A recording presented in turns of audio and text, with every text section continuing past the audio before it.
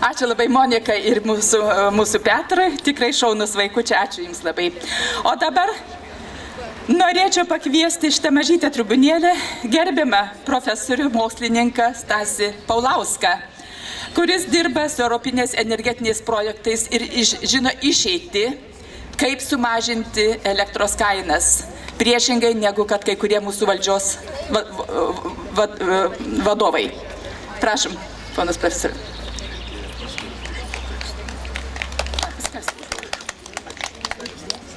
Gerbiami klaipėdiečiai, iš tikrųjų dėl Klaipėdos, jeigu mes norim mažiau mokėti už yra labai paprastas ir geras receptas išsikviesti šilumos tinklų vadovus ir paprašyti, kad kaip galima greičiau būtų atsisakoma nuo dujų kūrenimo, šildymo reikalams ir perinama prie biokūro.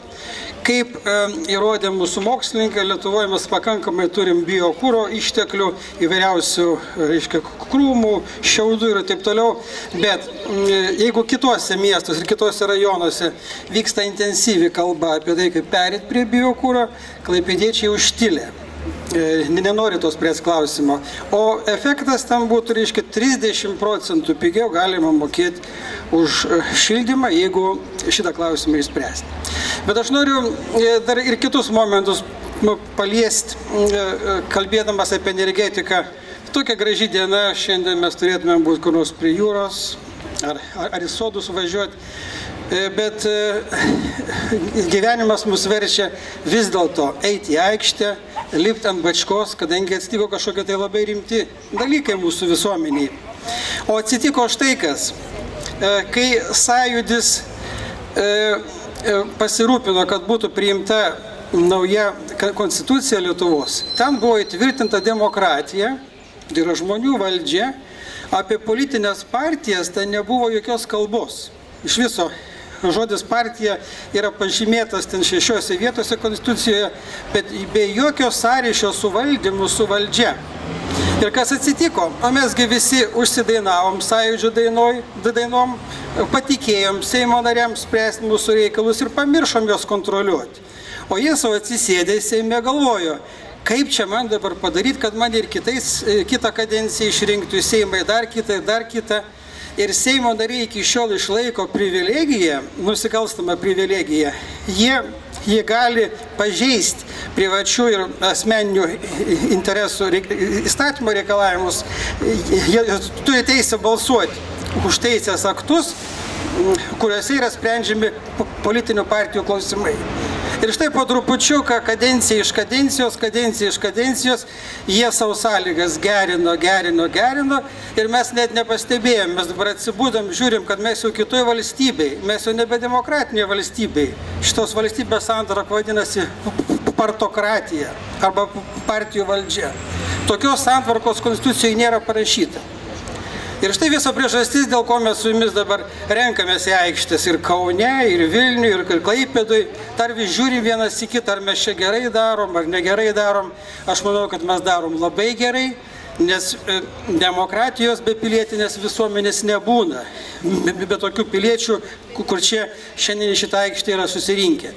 Ir antras toks nemalonus dalykas, kas atsitiko su mūsų valstybė, kažkodėl tai vienos profesijos žmonės taiga įsidėjo į kišenę visą valstybę, visą valdžią ir pradėjo mums rankas sukinėti.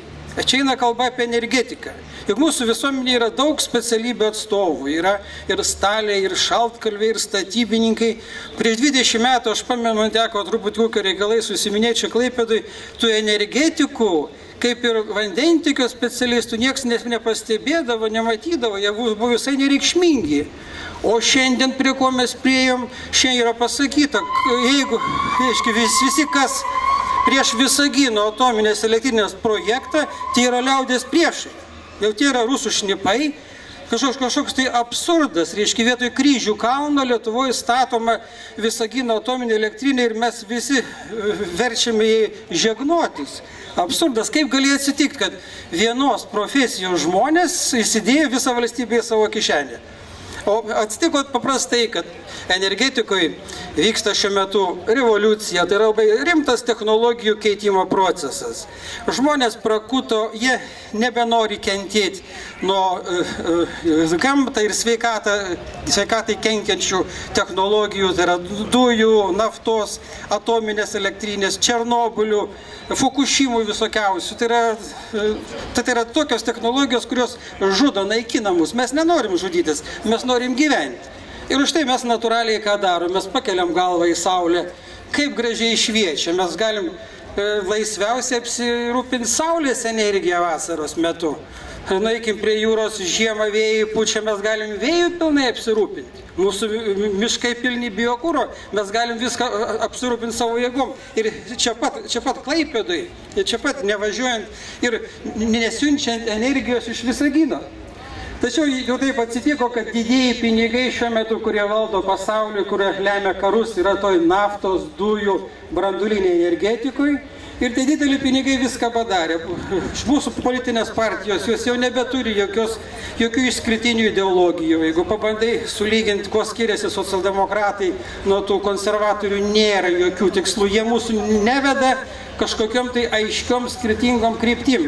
Jie nebeveda. O politinė partija yra tokia jėga, kuri turi vesti žmonės. O mes turim pasirinkti paskui ką eiti.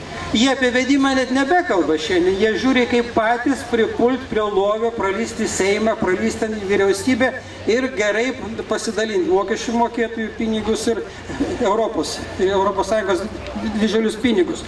Štai šitokių situacijų mes jau turim sugriuvusią politinę sistemą. Ir reikia ieškoti labai rimtų sprendimų. Neužteks, kad mes dabar palaikysim kažkokius tai atskirus nuskriaustus žmonės. Reikia atsisėsti ir labai rimtai susitvarkyti mums su savo valdžia.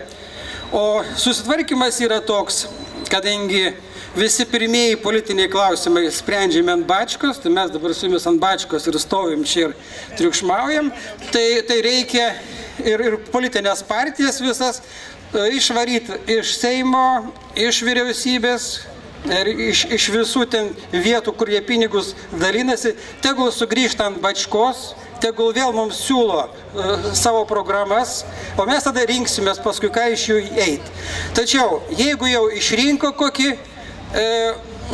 asmenį į Seimą, jis turi savo partinį bilietą padėti šalį ir kaip jis prisiekė Konstitucijai tarnauti tik tai visiems Lietuvos žmonėm, o ne kažkokiai tai partijai, ne partiniai grupiai, ne koalicijai ir nežinia kam. Tai jis visus savo politinius partinius interesus turi atsidėti į šalį ir šventai tarnauti žmonėm. O mes turim stebėti, kad jis vykdytų, kad kiekvienas Seimo narys vykdytų savo įsipareigojimus.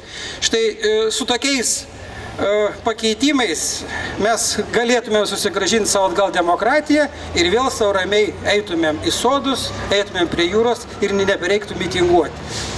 O šiaip, jeigu energetikos problemas pabandyti išspręsti, kaip būtų galima tą Gordijaus mazgą energetikos paimti vienu ypu ir nukirsti? Visus tos beprasmiškus, nesąmoningus jungčių projektus, absoliučiai pavojinga tik dujininkams reikalinga tą suskystintų dujų terminalą, atominę elektrinę reikia kaip Skandinavijos šalyse decentralizuoti energetiką.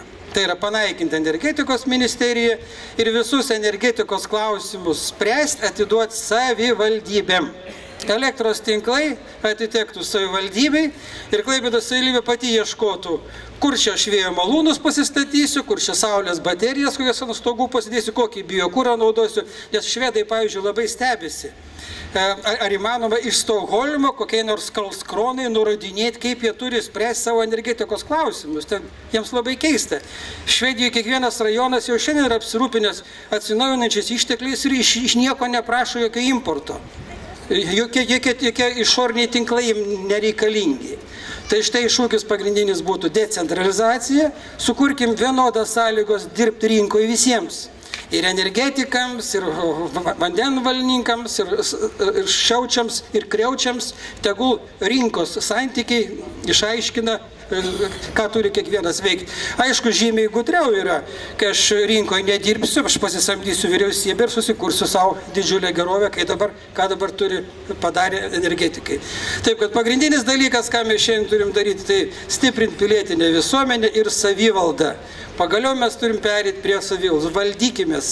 Kiekvienas daugiau skirkim dėmesio savo šalies ir savo vaikų ateičiai. Kurkime ateitį atsakingai. Dėkuoju už dėmesį.